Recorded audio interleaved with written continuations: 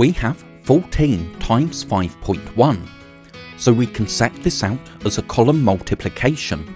And for this question, because we have two two-digit numbers, it doesn't matter which way round we write the numbers. So here I've written 5.1 on top, but it doesn't matter, we could have written 14 on top. But we do need to remember that if there's one decimal place in the question, there will be one decimal place in the answer. So that we don't forget, let's copy the decimal point down into our answer straight away. Now we can just multiply in the same way as if we had 51 times 14.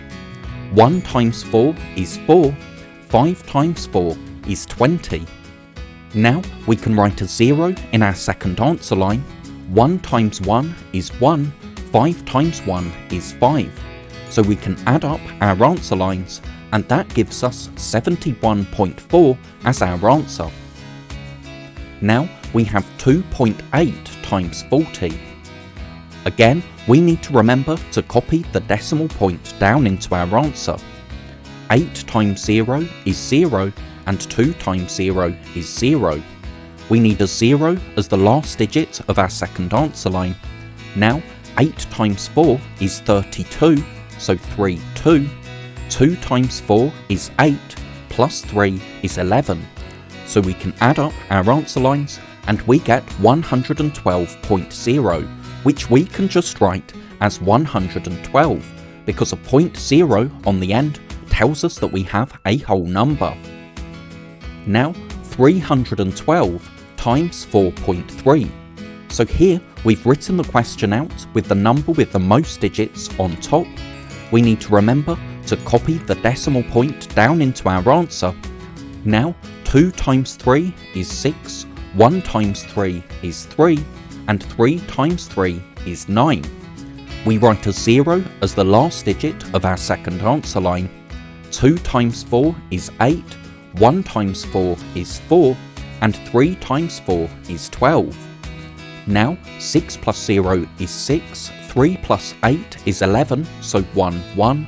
1 plus 9 plus 4 is 14, so 1, 4.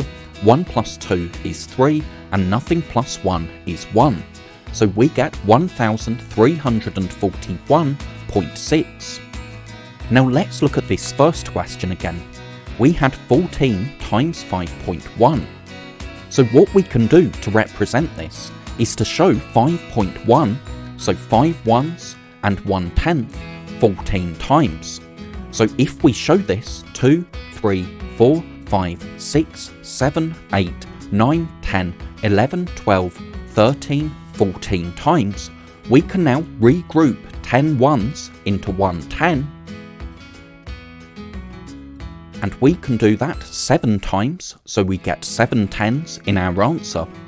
But now we can regroup our 14 tenths into 1 whole and 4 tenths, and that's why we get 71.4 as our answer, because we have 7 tens, 1 1, and 4 tenths. Thank you so much for watching. I really hope that was helpful. If you're a teacher or a parent, then please subscribe or go to keystage2maths.com to download resources for this lesson and many more. That's all for now. I'll see you in the next video.